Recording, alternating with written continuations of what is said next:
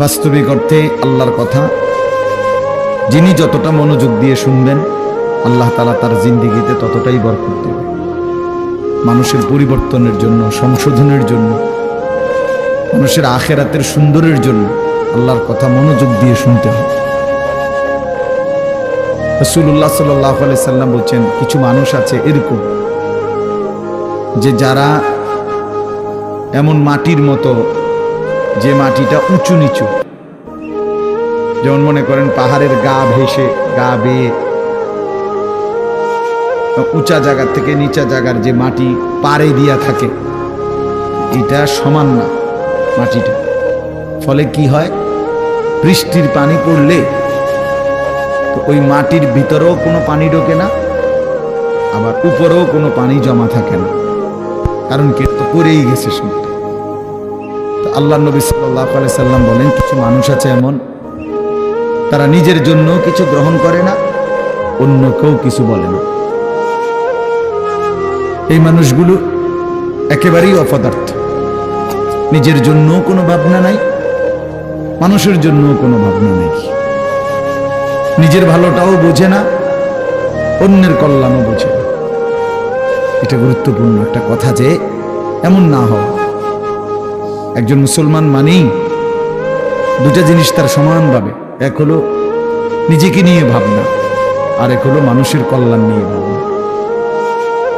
কোরআনুল কারীমের মধ্যে আল্লাহ তাআলা বলছে, দেখেন, ইয়া আইয়ুহাল্লাযীনা আমানু আলাইকুম আনফুসাকুম, হে ঈমানদারগণ, হে মুমিনগণ, তোমরা সকলেই নিজেকে গড়ে তোলো, নিজেকে আঁকড়িয়ে ধরো। অর্থ হলো নিজেকে সাজিয়ে তোলো, গড়ে তোলো। তোমার জিন্দেগি, তোমার জীবন, প্রতিটা নড়াচড়া যেন কবর, আখিরাত, পরকালের উপযোগী হয়, এরকম ভাবে গড়ে তোলো। তাহলে নিজের ফিকির করতে বলছে। আবার কোরআনুল কারীমের মধ্যে বলছে আল্লাহ, কুনতুম খায়রা উম্মাতিন উখরিজাত লিন-নাস, তোমরা সর্বশ্রেষ্ঠ উম্মত, তোমাদেরকে বানানোই হয়েছে মানুষের জন্য, মানুষের কল্যাণ, মানুষের ভালো, মানুষের আখিরাত, এর জন্যই তোমাদেরকে বানানো হয়েছে। অর্থাৎ তোমরা মানুষদেরকে আল্লাহর দিকে, কল্যাণের দিকে, আখিরাতের দিকে, পরকালীন মুক্তির দিকে ডাকবে। এটা তোমাদের শ্রেষ্ঠতম উম্মত হিসাবে জিম্মাদার।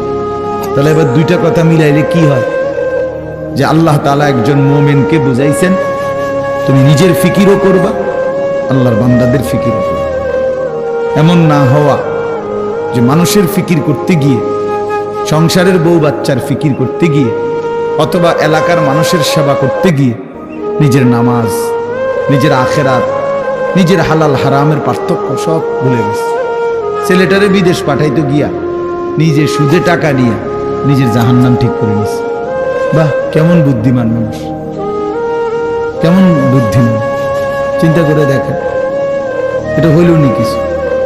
দোকানদারি করতে করতে সংসারের খরচ মিলাইতে গিয়া এক ওয়াক্ত নামাজ পড়ারও সময় পাই নাই নিজে। এর কি ধরনের বেওকুফ লোক, যে অন্যের উপকার করতে গিয়ে নিজের বউ বাচ্চাই হোক না, তো তাই বলি কি নামা নিজের ফিকির বাদ দিয়ে লাইতে। এই আমি অনেক সময় বলি, অনেক জায়গায় ছেলেপেলেরা আছে, মাহফিলের আয়োজন করলো। এখন তুমি ভাই মানুষের আল্লাহর কথা শুনবে, আয়োজন করলা, কিন্তু মাহফিলের ব্যস্ততা খুব ছিল, এই কারণে তুমি আসর নামাজ, মাগরিব, এশা হে পড়তে পারে না। কেন? ব্যস্ত ছিল। হইল কথা, তুমি এটা কি বললা? এই যে একটা মানসিকতা আমাদের মধ্যে, এটা একেবারেই ভুল ধারণা, ভুল ধারণা। মেহমান আসবে, এই জন্য মহিলা এই পরিমাণ রান্দার আনতেছে, জোহরের ওয়াক্ত শেষ, জোহরের ওয়াক্ত শেষ, আসরের টাইম হয়ে গেছে, এখনো করলা ভাজি বাকি, এখনো ডাইল নামাইছে না। আশ্চর্য! মানে নিজেকে ভুলে, নিজের আখিরাতকে বরবাদ করে মানুষের কল্যাণ, মানুষের সেবা, এটা কশ্চিনকালেও ইসলাম বলে নাই। ইয়া আইয়ুহাল্লাযীনা আমানু কু আনফুসাকুম ওয়া আহলিকুম নারা, আল্লাহ তাআলা বলেন, হে ঈমানদারগণ, তোমরা সকলেই নিজেকে এবং পরিবারের সদস্যদেরকে জাহান্নামের আগুন থেকে বাঁচাও। তাহলে নিজেকে বাঁচাও, এবং পরিবারের সদস্যদেরকে বাঁচাও। তাহলে নিজেকে বাদ দিয়া বলছে, কি বলে, নিজেকে বাদ দিয়া বলছে। তাইলে বেচারা অটো চালায়, সিএনজি চালায়, দোকানদারি করে, এই ব্যস্ততায় সারাদিন মিলাইয়া 500-600 টাকা, 1000 খানিক টাকা মিলাইতে গিয়ে এক ওয়াক্ত নামাজ পড়ে। কেন এত কষ্ট করে? বউ বাচ্চার জন্য। আরে বেওকুফ, তো নিজেরে ভুললে কেন? নিজেরে ভুললেন কেন? এই জন্য আল্লাহ তাআলা কোরআনুল কারীমের মধ্যে বলছে, মুমিন উভয়টার মধ্যে সমন্বয় করুন। ইল্লাল্লাযীনা আমানু ওয়া আমিলুস সালিহাত। আল্লাহ তাআলা বলেন, যে ব্যক্তি পূর্ণ ঈমানদার হলো, মানে নিজেকে পূর্ণ ঈমানওয়ালা বানাইলো, ওয়া আমিলুস সালিহাত, এবং সমস্ত নেক আমল করলো, এরপরে ওয়া তাওয়াসাউ বিল হক, অন্যকে ঈমানের দাওয়াত দিল, ওয়া তাওয়াসাউ বিস সবর, এবং অন্যকে নেক আমলের দাওয়াত দিল। তাহলে প্রথমত নিজের ঈমান ঠিক করলো, নিজের নেক আমল ঠিক করলো, তৃতীয়ত হলো অন্যকে ঈমানের দাওয়াত দিল, অন্যকে নেক আমলের দাওয়াত দিল। আল্লাহ তাআলা বলে, এই 4টা জিনিস যার একত্র হলো, আখিরাতের ক্ষতি বরবাদি থেকে সে বেঁচে গেল। সে কি করলো? বেঁচে গেল।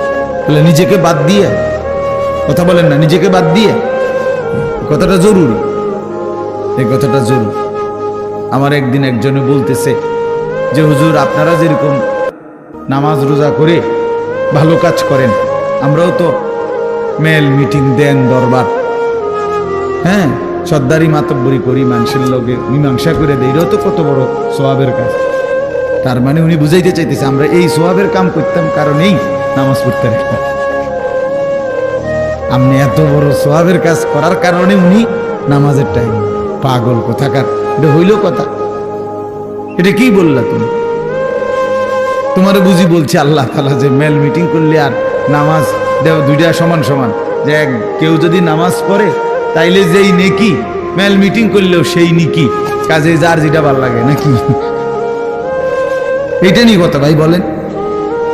এই জন্য বললাম নিজেকে ভুলা না, নিজেকে ভুলে না যাও।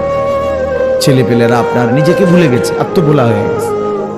এবং আল্লাহ তাআলার সবচেয়ে বড় অভিশাপ কি? কোন বান্দার উপরে আল্লাহ তাআলার সবচেয়ে বড় লানত কি? আল্লাহ তাআলা কোন বান্দার উপরে সবচেয়ে বেশি রাগ করেন, এটা বোঝা যায় কখন? যে আল্লাহ তার উপরে প্রচন্ড রাগ করছে। এটা কখন বোঝা যায়? যখন আল্লাহ তাআলা কাউকে আত্মভোলা বানিয়ে দেয়। আনসাহুম আনফুসাহুম, মানে একদম সহজ কথা, আপনি বুঝবেন। যখন কোনো ব্যক্তি মুসলমান হওয়ার পরেও মুমিন পরিচয়, সে জানে সে মুসলমান, কিন্তু কোনো বন্দিগি, কোনো ইবাদত, আমল কোনোটাই তার কাছে ভালো লাগে না, টোটালি সে বিষয়টা বুঝেই না। কোনোদিনই ফজরের নামাজ পড়ে না, কোনোদিনই পড়ে না। ওমা এটা কি হাইওয়ান! একদিনও ফজরের নামাজ পড়ে না, এটা কি ধরনের চতুষ্পদ জন্তু? কোনোদিনে 20 বছরের মধ্যে কোনো দিনে সে হারাম থেকে বাঁচে না, প্রতিদিনই ওজনে কম। তার সিস্টেমে এটা ব্যবসা, যে কথা কইলেই মিছা কথা কয়, বললেই 2 নম্বরই মাল দেয়, কাস্টমারকে না ঠকাইয়া হে বেসে না, 100 গ্রাম কম দিবই, 50 গ্রাম কম দিবেই, মানে এই কিস্তি নিবেই। এই যে 30 বছর, 50 বছর, 40 বছর এভাবে মিথ্যার উপরে, বাটপারির উপরে, সিটারির উপরে, আল্লাহর নাফরমানির উপরে, মহিলা প্রতিদিনই বেপরদা, ঘরে প্রত্যেক দিনই টেলিভিশন চলে। এর কারণটা কি? এর মূল কারণ হলো এরা, আল্লাহ তাআলা এদের নিজেকে ভুলাই দিছে, না তার মনে নাই, সে জানেই না যে সে যে মুসলমান। তার এই কথা টোটাল মনেই নেই, তার আর মনেই নাই যে তাকে একদিন কবরে যাইতে হবে, তাকে একদিন হাসরের ময়দানে উঠতে হবে। এ কথা সে টোটালি ভুলে গেছে। নিজের কর্তব্য, নিজের পরিণতি, নিজের গন্তব্য, নিজে কোথায় গিয়ে পৌঁছবে, কোথায় গিয়ে দাঁড়াবে, এই কিছুই তার আর মনে নাই। খাইতেছে, ঘুমাইতেছে, মনের চাহিদা পূরণ করতেছে। এটা একটা চতুষ্পদ জন্তু, জানোয়ার ছাড়া আর কিছুই না, আর কিছুই না। এই আল্লাহ তাআলা তারে নিজেকে ভুলাইয়া দিছে। সে নিজের ভালো, নিজের কল্যাণ এটাই বুঝে না, এটাই বুঝে না। এটাই বোঝেন। নাহলে আমি নিশ্চিত আমি হারাম রোজগার করলে আমি জাহান্নামে যাব বেটা। আমি জাহান্নামে যাইয়া তুই ফুতুরে ভাত খাওয়াইতে হবে, আমি এত ঠেকা পড়লাম কেন? আমারে কে বলছে এটা? কোন দেশের আইন এটা? কি আল্লাহর আইন না রাষ্ট্রের আইন? যে তুমি হালাল হোক হারাম হোক, মানুষের মাথার বাড়ি দিয়ে হোক, চুরি করে হোক, ডাকাতি করে হোক, জিফুত খাওয়াইতেই হইব, নাহলে তোমার জাহান্নামের আগুনে জ্বলতে হবে, এরকম কোন বিধান আছে কোথাও? তো তাহলে এটা কোন নিয়ম? মূল কথা হইল সে নিজের আখিরাত ভুলে গেছে। কাল্লা বাল তুহিব্বুনাল আজিলা ওয়া তাযারুনাল আখিরাহ। আল্লাহ তাআলা বলেন, বান্দা আর কিছুই নয়, মূল কারণ তোমরা দুনিয়াকেই প্রচন্ড ভালোবেসেছ, আখিরাতকে ছেড়ে দিয়েছো।